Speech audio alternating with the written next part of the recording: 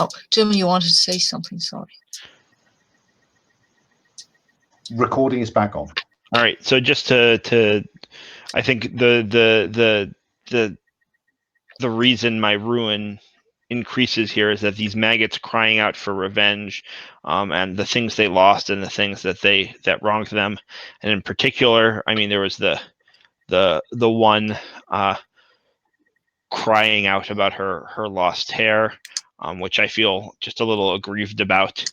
That I never had it, but also just all of this grievance is causing me to focus very, very directly on the wrong that was done to me, and I just get more sort of like inwardly focused and less aware and interested in the. Mm-hmm. Very nice. So that's how the first thing you notice when you run your hand through your own hair, you have some hairs on them, on your fingers. It's like your hair is falling out. Okay. What about the others? Shall I roll? Yeah, please. That's a 3, which is less than the 4 that I currently have. Yeah, so all is well with the world with our with that. Okay, I see, Jim, you blew your roll. Wow, it's not so good, right? You're muted, Jim. I rolled a 6. Very nice. So that's going to take me from 4 to 5. Oh, wow. Okay. Well, what do you think happens? Oh, these things are, they're talking about they're whispering about their knowledge and all that kind of stuff and everything, and how they know things and these memories that they have and stuff like that. And I really want to know what that scholar knew, because I'm convinced that he had knowledge that will help us reach the sigil on the inside. And so, as you know, Basso is like hacking him up and hurling little bits of him off, you know, like whatever, you know, hacks off a hand, throws it at a maggot, hacks off a bit more of an arm, throws that at one of the other maggots. Kind of as he's doing this, I just kind of kneel down and just pick up a little gobbet that fell from where he's doing his work. And I kind of stare at it for a moment, and I look at all them whispering, and I think of the, you know, how, and I just put it in my mouth, and I chew on it for a few moments and swallow it down. And I pause and see if I can hear any whispers. And maybe I hear just a little hint of something. And I'm not sure if it's just the like a breeze from the lungs playing tricks on me, but I swear I hear that hermit's voice just kind of maybe laughing quietly at me. And I know that there's more that I can learn.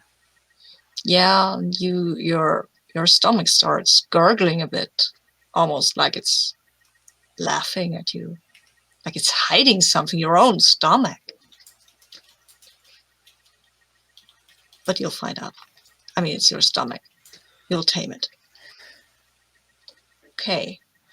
It's not that far from the entrance to the vertebrae to the aorta. And the entrance to the aorta is pretty small because, I mean, it's just a blood vessel, right? It's the thickest blood vessel in the whole body, but it's a blood vessel. It's about, well, let me say 5 feet high. So you all use feet, right? Okay.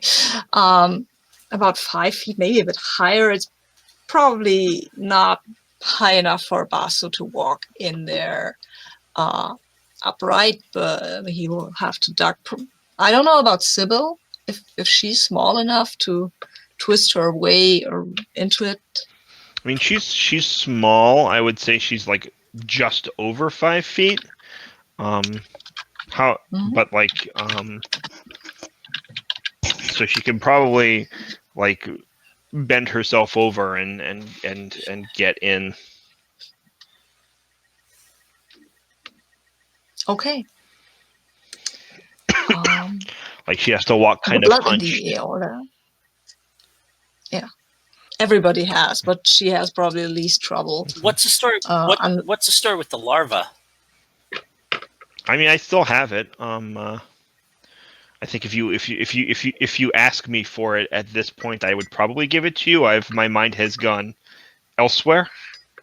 Yeah, I ask you for it to hold before you go through the passageway there. Or I pass it to you absently, like almost as if if it's not something that matters to me anymore. Okay. Nice. She bent down to crawl, to walk into the aorta. You see that the blood in here is a deep red but it's strange. It's the aorta. It should be full of blood, but it's not. But there are flashes of oil stain colors almost mixed within the blood. It's purple or black or ochre, something like that. Sometimes you can even see or glean a rare flash of gold. And against the walls of the aorta, there are something is pressing against the walls. It's trying to get to you. You're pretty sure of this, Sybil. You can hear sort of moaning and almost like, it's almost, but not quite, like the applause you used to get when you were performing on stage. I kind of press my body and ear up to the side of the wall of the aorta. Oh, okay. Like, is there like to try and like hear if there's any sense, or if it's just like like empty groans and moans?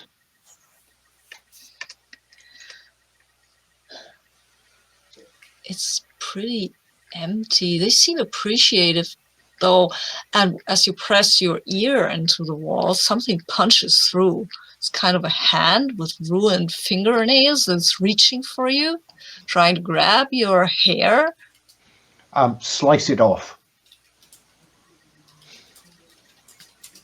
You're in the passageway as well. You try to slice off the hand or the hair. I think the hand. Okay. With my cleaver. Cleaver was the word I was looking for. Yeah, you try to attack this hand, and your cleaver goes right through it, cuts it off, and that's when there is another thing that is coming through the wall, ripping through the wall next to you, because now they know where you are, and is attacking you. It's trying to grab you. It's a thing. It looks like some sort of one of these maggots, but with more definition, like a human being. It has a face, but it's kind of hidden between folds of flesh. And it's reaching for you, and it's trying to rip you, tear you apart. Can I just check on the use of the sigil of breath? Call up a hurricane. If I you can do that. If I called up a hurricane behind us, would it just blow us past all this? Probably it might blow you right through the aorta. Yeah. What I'm not certain mechanically, how do rituals work? You use a dark die to activate the ritual. And if that exceeds current ruin, up goes ruin. Yes. If not, it just works. You still have to make the roll, right? Oh yeah. So if it's a 4, it kind of works, and your ruin doesn't go up, but that's the best thing that can happen to you.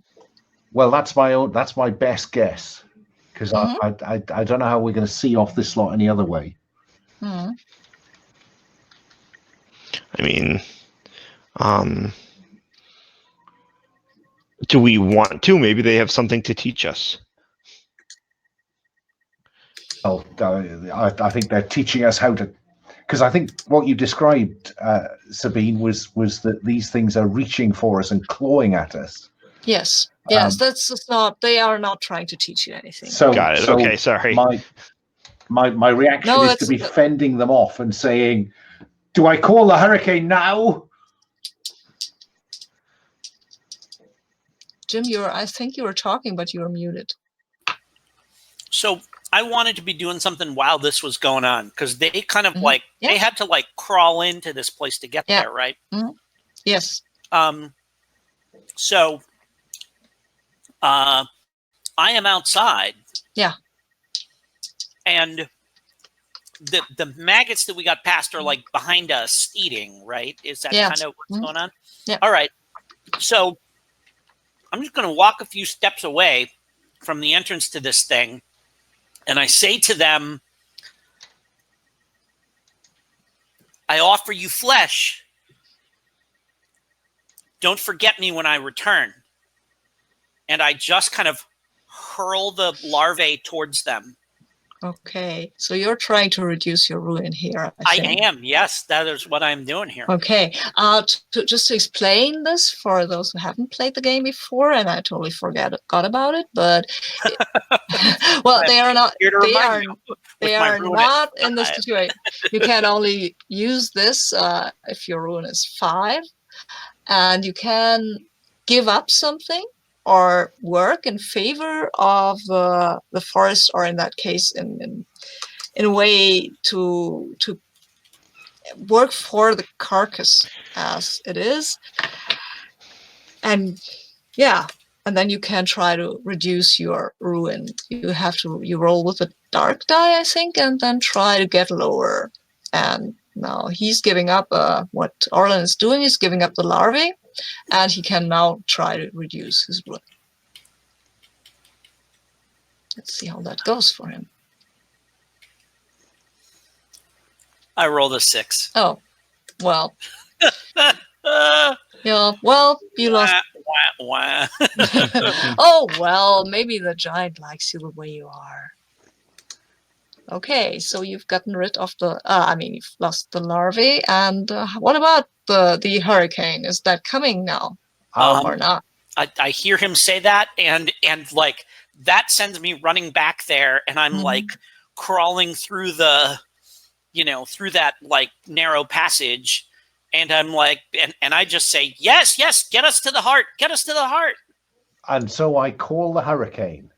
Call the hurricane, please. And that is just rolling a dark dice. Okay. Let's see. Oh, I've lost the highlight again. Not me this time.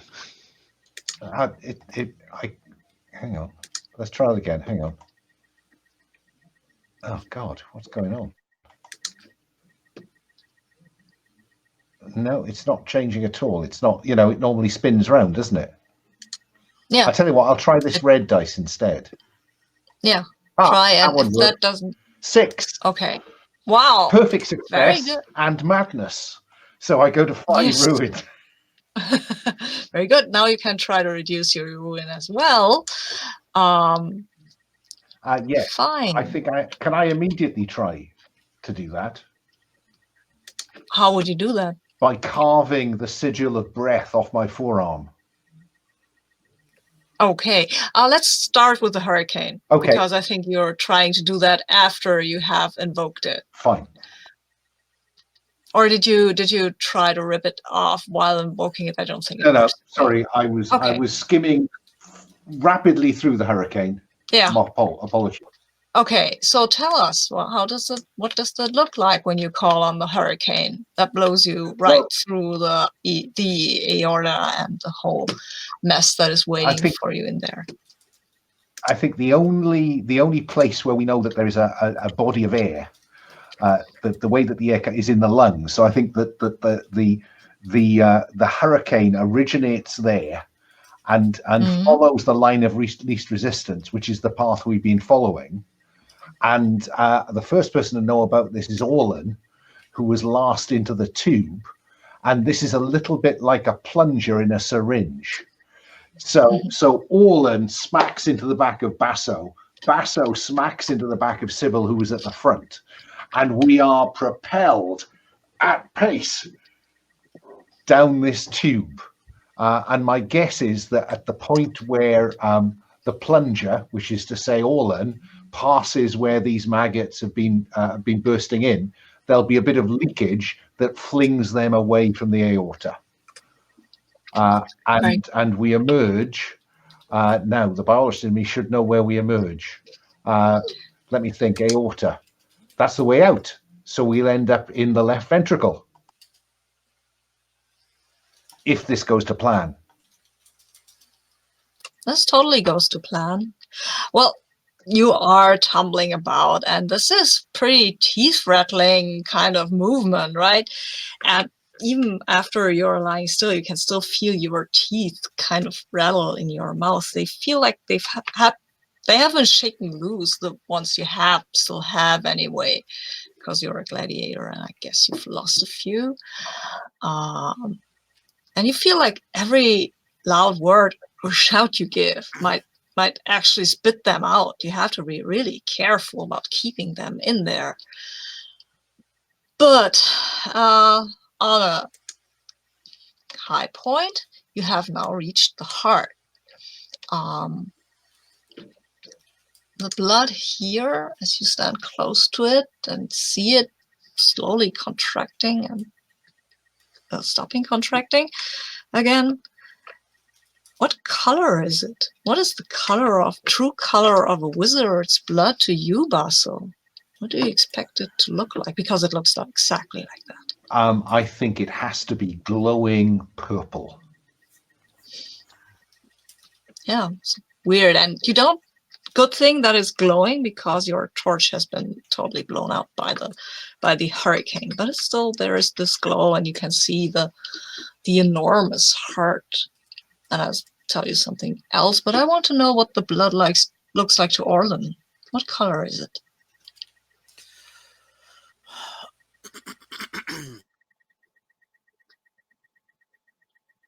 You're muted, Jen. Sorry. No, that's okay. I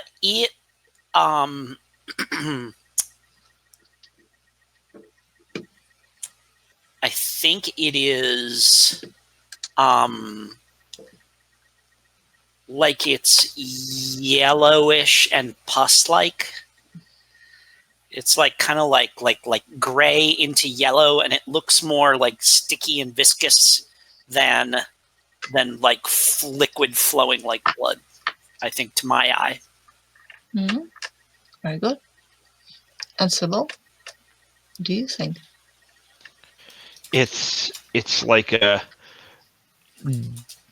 deep, dark, like burgundy red color, and its viscosity is almost velvety. Like if Orlan is seeing it as this like sticky kind of like stretchy, like viscous liquid, for Sybil, it's like it's like it doesn't. It's thick and it's like, but it's almost soft, and like enveloping and welcoming. Very good. As you look up, will notice that Basso's mask has been blown off by the hurricane. You can see his face, and it's truly not pretty. Everyone here can see this. Also, Orlan's face looks like that of an old lush, like the nose is red and spotty, and the eyes there are eye bags like up down to his chin. And and your hair, Sybil, the half of it is gone, just blown away by the hurricane. You all are. There is something naked about all of you. But in front, at the heart, at the ventricle, you can easily reach it. There is it. There it is. The sigil of the heart. That's the one that brings you immortality. That's the one they say brings you the same power as the wizard has had.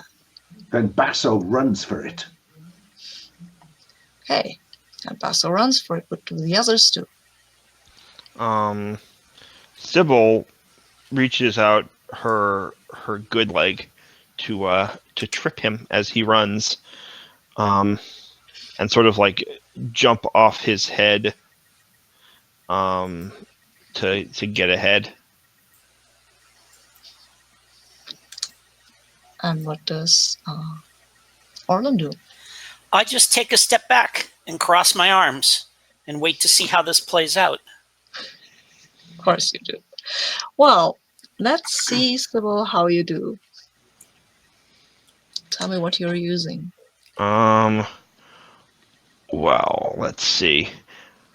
I don't really think I have any skills that work for this. So I'm gonna ask for a devil's bargain. Anybody has any idea what the devil's bargain might be? The leg breaks. Yeah, Oh, right there with you. yes. Right there with you. Yeah. Yes. Exactly. Yeah, I will take it. Okay.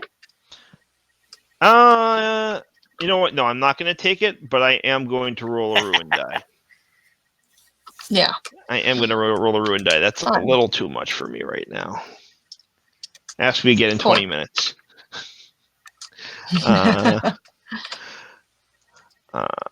So I get 1 ruin die. Hold on. Let's try again. And that is a 4, which is equal to my current rune. So does that mean it goes up or stays the same? I think it means it stays the same. I don't remember with ties. You got to go over. Yeah. Yeah, we've got to go. Yeah, over. higher. Yeah, great. I've got the rules open in front of me. If you include a dark die and it rolled equal to or higher than your highest light die, it counts as a ruin roll. Right. Yeah, and then, but it's equal to his ruin value. Sorry. Yeah. I get it. So yeah, it counts as a ruin roll. It is my highest die. It's my only die, but it as a ruin roll, it doesn't push me up. Okay. So yeah. So partial success. Did we ever resolve Alan carving the sigil out of his arm? No, I had second thoughts about that. Oh, decided not to do it. Okay, I didn't realize we were going to go straight to the heart. Okay. Okay. So I think there is a complication. I think the complication is pretty much that Alan, the Basso's cleaver, which is on his hand, will lash out when he's tripped, right? That's probably true and will hit you in the leg. But you succeed anyway. So tell us how that happens. What happens? So yeah, so I think what happens is I stick out my good leg, and I trip him, and as he goes down, I think, so he's falling. I'm just trying to get the physical picture of this. So I think even like as he's falling, I start moving forward, and like partly because he's falling and his cleaver's in his hand, and partly because I'm half a step slow, because I'm because I tripped him with my good leg, I'm leading with my bad leg. I think I'm like hesitate, and I like reach out my arm to kind of balance myself and keep myself from falling additionally and getting tangled with him. And I lose my fingers like out, his cleaver comes down, and I lose the little finger on my left hand. Okay. As you fall, in your mind, you have a memory. It's not your own. There's a memory of falling. You've been wounded dozens of times. and there is a deep wound in your side. You know that it will take forever to let it heal, and you fall and fall. It's a long fall, and as you hit the ground, it reverberates. It's like an earthquake. Mountains are flattened, forests are thrown into the air as you fall. You can hear in your mind, weirdly enough, a voice that says, what does it say? What was the most humiliating thing that your critics said in that review? Oh, sorry, I thought that was directed to Basso. No, it was directed at you. Yeah. Sorry.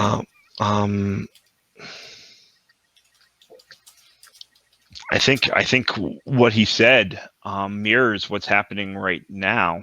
I think he wrote falsely at the time, but true of this moment, that it's clear that I don't have full control over my body and movement, and that right, it's a joke to call somebody so reliant on chance and terrain rather than control a proper dancer. Wow. Okay. So Basil, you are tripping over a leg. And as you fall, you have a memory. It's not again. Again, it's not your own. You have a memory of a battle, of a fight. You are bigger than your opponent. You are stronger. But yet, they have this lance. And you can feel the magic humming in the air. It's the will of the gods even that is strengthening this weapon, that is giving it the heft that is needed to cut you down. And as you fall, you remember the victory shout of your rival. What did he shout? You are old, Basso. You are too old. Oh, yes. And Orlin, as you are standing at the side, you have another memory. That's not your own. You are standing in a hall. It's an important hall. It's a hall of the mighty and powerful. And there they are, all standing there, talking. You can see them. They're insects, really, compared to you and your power. You don't want anything to do with them, but still they're judging you and are plotting against you.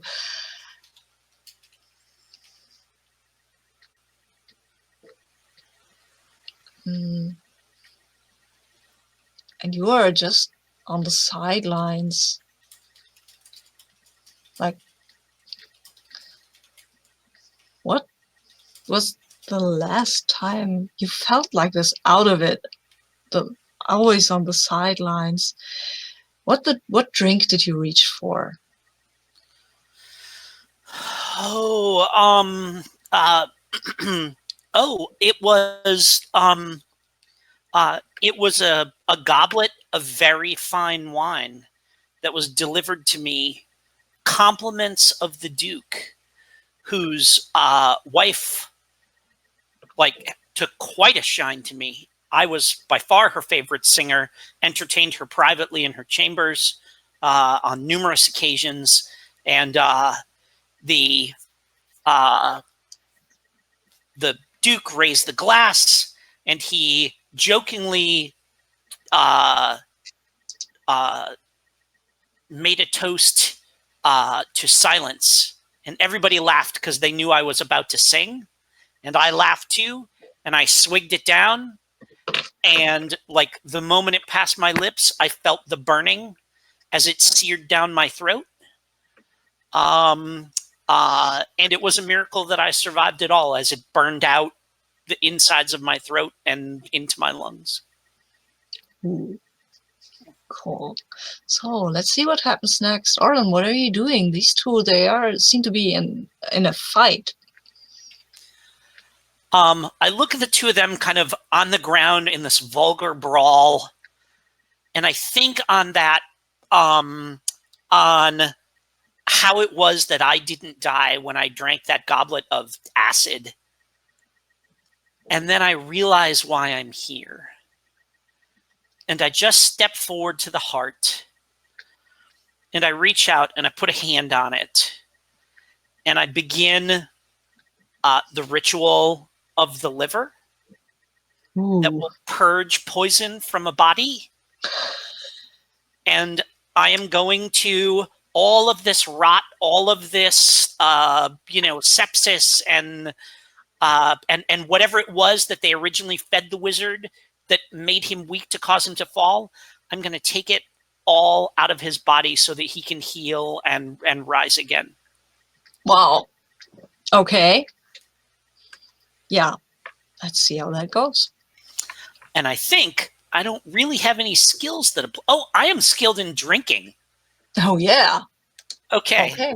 So I've got one light die for being skilled in drinking, one dark die for my liver ritual, and let's see what happens here.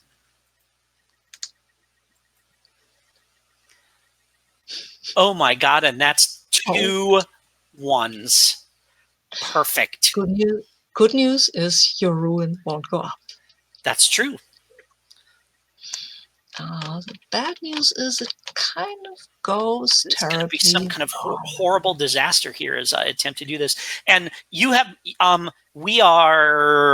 4:57. Yes. You have my permission to just like wipe me out creatively here. That is we're totally at that point, I feel like. Yeah, I think it is.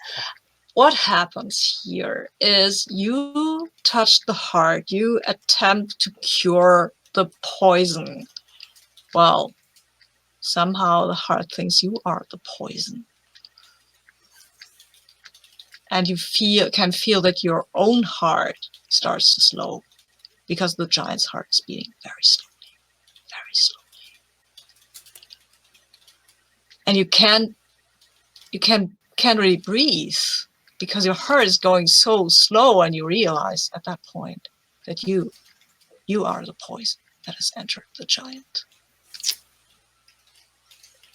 What about the other 2 poison things? The other 2 infectious creatures? Awesome. I'm absolutely going to fight Sybil to keep her away from the sigil of eternal life. It's mine, I scream. It's mine. Yes, so fight. You're good at fighting, right? You're skilled at least at fighting. I'm good at killing. You want to kill her. Nice. And I'll start with just the 1 dice. Because who knows, eh? Oh, that's a 5. Okay. That means you don't get ruined. It means there is a complication, though. Okay. So I'll say, for Sybil's sake, that the complication is that she actually reaches the heart and can touch it before you dispatch her. Before you push your cleaver into her neck. Sybil, let's see what you do with that opportunity. I mean, I would like to incorporate the sigil into my body. Yeah, go ahead, try. How does one do this? I think, well, you've got a chance. I mean, you're skilled in symbols, right? I am. Go ahead. So that's 1, and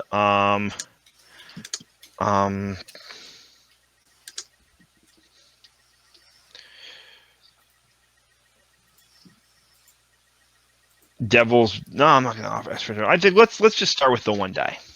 Let's just start with the 1 die and see what happens. Yeah. Right. Follow. That's a 6. Wow. Okay. So you have incorporated the sigil into your own body. It's the sigil of the heart. But the bad news is that you have. Oh wait, it can be. Yeah. Okay. That's good. You grab it. Mm-hmm. You touch it. It's in your body. You're immortal now. But you have an axe cleaver in your neck. You're immortal.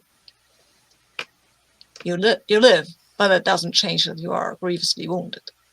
You can roll for ruin now, because that's creepy as hell. Yeah, no, I'm like, that's a 6. That definitely ups my ruin. Yeah. And I think I would like to, if it's all right, use my collarbone ritual, Mm-hmm. to break the cleaver. Yes. Go ahead. Break the cleaver. Like, I could just take it out, but I feel like this is much more dramatic. And Yes, it is. and I think if the ritual, can I say the ritual itself is a dance? Is that to get a die? So it's 1 dark die and 1 light die. Cool. They are equal. They are both 3s, so I fail. And that's a ruin die, but it's underneath my it's a ruin roll, but it's underneath my ruin, so it doesn't go up to 6. It doesn't go up to 6, but that means that you can't roll again with another dark die. Yes. So you're stuck with your 3, which means you fail and things get worse. Mm-hmm. Oh, wow. Okay. So you've done the ritual to break something, but you apparently being immortal is pretty new to you. So instead of just breaking the cleaver, you will break everything, the cleaver and your own collarbones and your ribs and, well, lots of stuff. You're still alive. Never mind. It's a bit painful. So, Basil. Yeah, go ahead. I was just going to ask if that's another ruin roll, because my whole body is just been... Yeah, sure. Yeah, just been broken up. Right, and you're still alive. That's a 1. I'm still good. Okay. It's still good. Also, so that's you can do a ruin roll as well, because that is really kind of, well, she's still alive. Yeah. I mean, she should be dead. Frankly, Basso is vaguely relieved.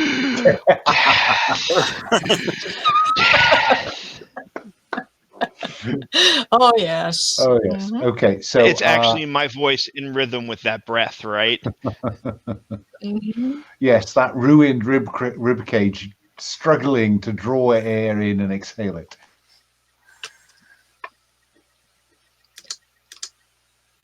I thought I was never going to say it, but you're muted, Alan. Okay, I rolled a 1 on the ruin for seeing this. Okay. And frankly, cool. Basso thinks Sybil has got everything that she deserved. So what does he do now? The sigil, it's in her body. But you can see it. Well, then it may be time to butcher her. Ooh, creepy. And extract the sigil. Try. So, well, I'll start with just rolling the base dice. Sure. Oh, that's a 5. Wow. And of course, all she's immortal while I do this, so she feels it all. Yeah, she fights you, but I think it's to no avail because she's such a broken thing. Please roll again for ruin. I think you're determined to see that ruin cross a threshold. No, that is a 4. Ruin remains where it is. This is just day-to-day work for Basso. Yeah. Okay, you've got it. What I'm not certain now is what to do with it. It makes you immortal. Oh, by the way, Sybil, I'm sorry, but at the moment that sigil is vanished from your body, you die. Yeah, and I think it's dead, and it's just that S sound. It holds on that last breath as I die, almost with relief. And I think that Basso shouts in triumph and grafts the sigil onto his other forearm. Graft away. What do you want me to do? Butchery? No, I don't think putting sigils on your body is butchery. You don't. No, I think you'll just have to go, well, With the ruin dice. with the ruin die. Yeah. That is a 2. This is remarkable. Yeah, but it doesn't work. You fail. Okay.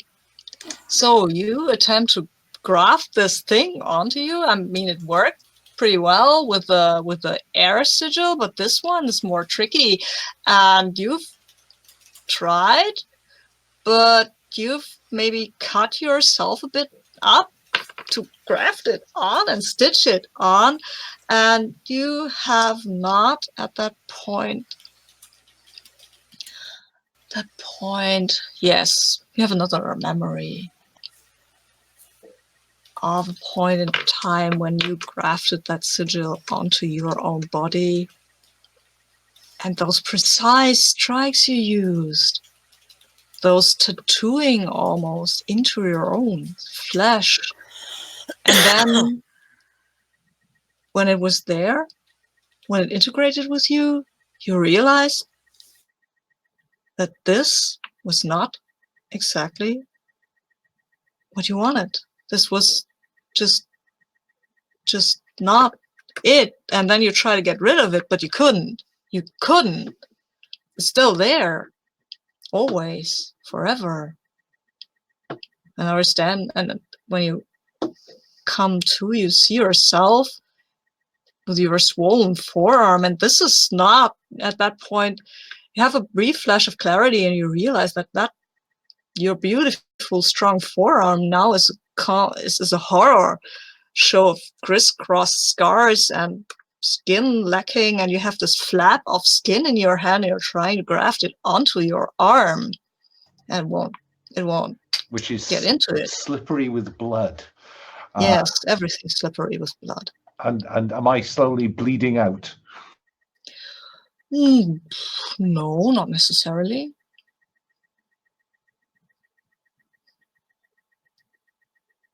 What do you do? So I have the sigil, but I can't use it. No, not by yourself. You need maybe somebody to graft it onto you. Too bad you killed the Undertaker. Is Orlan dead? Yeah. Then I will leave the giant in search of my rival. Because he's the only one with the skills. Yeah, probably. And so we see, I think that's the end of it, because you have the sigil. You do not really have your sanity, but who needs that anyway? Okay, I think I would like to go to epilogues. I mean, I don't know. Maybe something maybe Orlan and Sybil will become maggots. Who knows? Orlan, what do you think? What happens to you?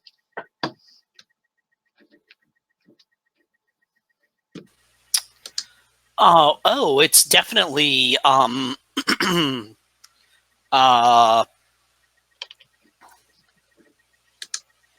think it's like it may even be as Basso is, Basso has to like work his way back up through the aorta and fight those things that are, coming after him and all that kind of stuff and everything.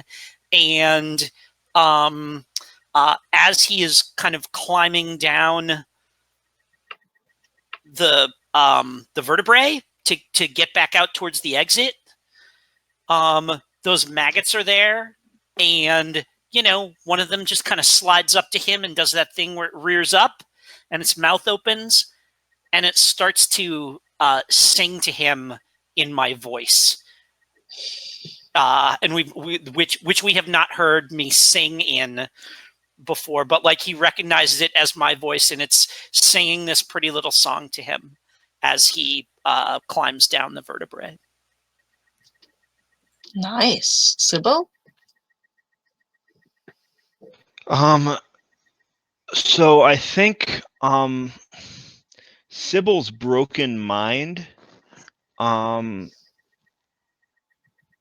She had the sigil grafted onto her, and one of the properties I think of the sigil is that it's haunted by the echoes of the people and creatures that wore it and used it. And so when, as long as Basso has the sigil, even when it's not grafted onto him, right, when it's near him, he hears whispers, usually in his sleep, but occasionally when he's awake, whispers of, "You didn't have what it took. You had to take it from my broken body, and still it wouldn't. You couldn't use it. You couldn't take it, and you couldn't use it. You don't have what it takes, Basso. You're not tough enough. You're not strong enough." And Basso doesn't know, right? Is this just his insecurities talking, or is this Sybil? So let's see, what does Basso do? What happens to him? I think we see Basso lying on a bloodstained table while his rival stitches this piece of flesh into his forearm. And then when the operation is done, and we see Basso with gripping a piece of leather in his teeth. And the trouble is that the sigil just doesn't take. His body's too old, and he has this perpetual running sore on his forearm, and when it itches, that's when he wakes, and the last thing he hears, and maybe it is Sybil's voice, or maybe it's the song that Orland sung on his way out, and the last thing he hears is, "You're too old, Basso. You're just too old to live forever." Thank you. That was a very nice ending for that. Should we take a short break and then come back for feedback and stuff? Jesse, I know you're on a time schedule. How long do you have? No, I'm fine for feedback. You had 4 hours down, and I have to run out to pick up my kid at 6, but it's 45 minutes before that. So Okay. I definitely have 15, 20 minutes for feedback or whatever, less, more. Okay. 4 hours was the upper thing. I usually run these in 3.5. So, okay. So let's see each other in 20 past, and then we have time for feedback. Yeah. Thank you.